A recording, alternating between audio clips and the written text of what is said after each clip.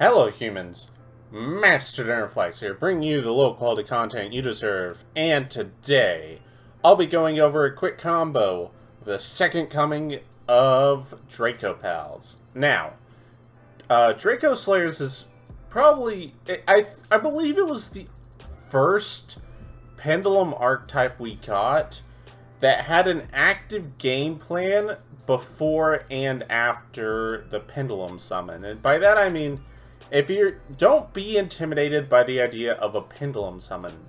The Pendulum summon itself isn't that crazy if you really think about it. So if you even just Pendulum summon 5 monsters, unless all 5 of them are Apex Avian, you have to use those monsters into like Synchros or Xyz, and then before you realize it, you only have 2 disruptions.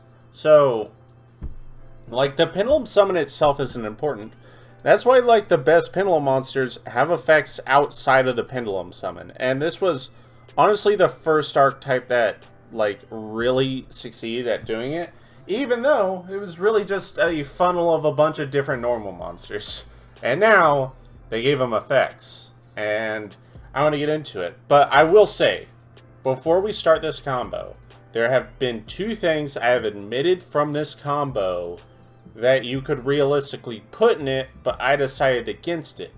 One is artifact scythe stuff. I don't give a shit. I don't care how efficient it is, this format. It is so uninteresting that no one will watch the video if I try a scythe combo. I don't care. It's fucking boring. It's not just boring. It is the blank space on a bingo card summoning scythe. Any deck that can summon more than 2 monsters summon scythe, no one cares. And then the other thing I've omitted is Vibrax. Not because, I don't know if it's going to get banned. I think it might get banned here. There's no telling.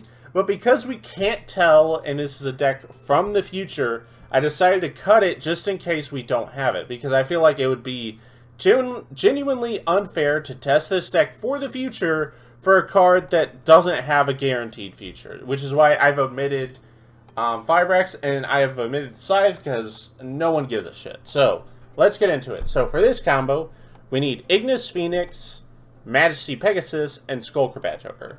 And you're gonna like this. So let's get into it. So our scale effect with Majesty Pegasus is if we have a Dracoslayer and Magispector in our other zone, we can add a Dracoslayer from our deck to our hand, which we will add Power Load, and then we destroy the other scale. And when Ignis Phoenix is destroyed, its monster effect triggers, and we get to go ahead and summon a Dracoslayer from our deck. And when we do that, it will be a tuner. So we will just summon the normal monster because it's funny. And now, we are going to activate Dynamite Knight Power Load the Dracoslayer. I've said way too many words on his name that's not there. And its effect in scale is we can target our other scale if it's a Dynamist or a Dracoslayer, and we can just special summon it. We are not going to use its effect yet, its monster effect. Now we are going to normal summon Skullcrabat Joker, and we will search Monkey Board, place it in scale, and with Monkey Board, we will search Performapal Odd-Eye Synchron.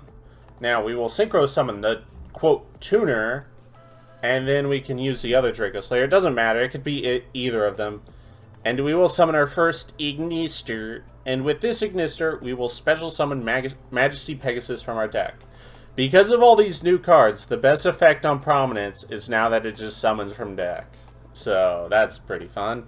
Now, we're going to trigger this one. Its monster effect is when it's special summoned by the effect of a Dracoslayer or Pendulum summon, we can go ahead and add a field spell from our deck to our hand, and then discard 1 card. Now, one thing, when I was testing this deck earlier, the field spell they actually gave it was just too much. It was not very good. You had to go so far out of your way to set up like a masterpiece line, not the banned one, but the other one, and it was goofy. It really wasn't worth it. So I decided to look at other field spells, and this one's actually just infinitely better for the deck, and I'll show you why very soon. Now we are going to link these 2 Pendulum effect monsters into everyone's favorite, Beyond the Pendulum. Everyone's Second favorite, Electromite. And with this, we will add Harmonizing Magician. And now, our scales are negated. So, 1 is 1, 1 is 6. Pendulum, think that I'm invisible. Do. Think that I'm invisible. Okay, now. Harmonizing will trigger, and we'll go ahead and get a pal out of the deck. Because this is a magician. Don't play magicians. It's a pal. Look, he says friend. Now, we are going to go ahead, and this is going to sound crazy. We're going to link the Beyond the Pendulum and the Ignister right now into Celine, whatever her name is. So it's going to have 3 counters, because we can see 3 spells on our field. It's right here. Yay. And now that once those spell counters are on, we're going to activate Skyrus. And we're going to pop the power load, and we're going to search any Odd Eyes card. And the one we're going to search is Revolution Dragon. And you will see why. Now, we are going to Synchro Summon into everyone's favorite level 8 Synchro, probably your 5th or 6th, Ignister. And this Ignister will special summon a Dracoslayer from our deck. This cannot be used as a Synchro material. Now, this is where you have to keep these restrictions in mind. This cannot be used as a Synchro material. We are going to overlay these 2 into Magister Paladin. On summon, we're going to activate its effect. Don't forget your Scarm Search. And don't forget what you'll see soon. So, we are going to detach to summon out the Dynamite Knight from our deck. Now, this is important to remember with this card, is when you're special summoning Pendulum monsters from the extra deck, you have to respect the Master Rule 4 zones. So always keep in mind what zones you have to summon with it. Now, we are going to tribute these 2 for a contact fusion of everyone's favorite, probably not, you don't even know this card exists, Dinoster. And since we tributed for the contact fusion, the power load can go ahead and recycle Ignition Phoenix. Or Ignis Phoenix, who cares. And now we are going to activate the Dinoster. And we're going to revive this. Now, we couldn't use that last one as XC material, because it was made of fusion. This one we can't use as fusion material, but that's fine, because we're going to overlay these 2 into everyone's 5th favorite rank 8, number 38, Hope Harbinger. And now we're going to activate Revolution Dragon, and we're going to pop it face up to special summon Ignister Prominent. So this cannot be used as a fusion material. And we're going to summon another Dracoslayer from our deck.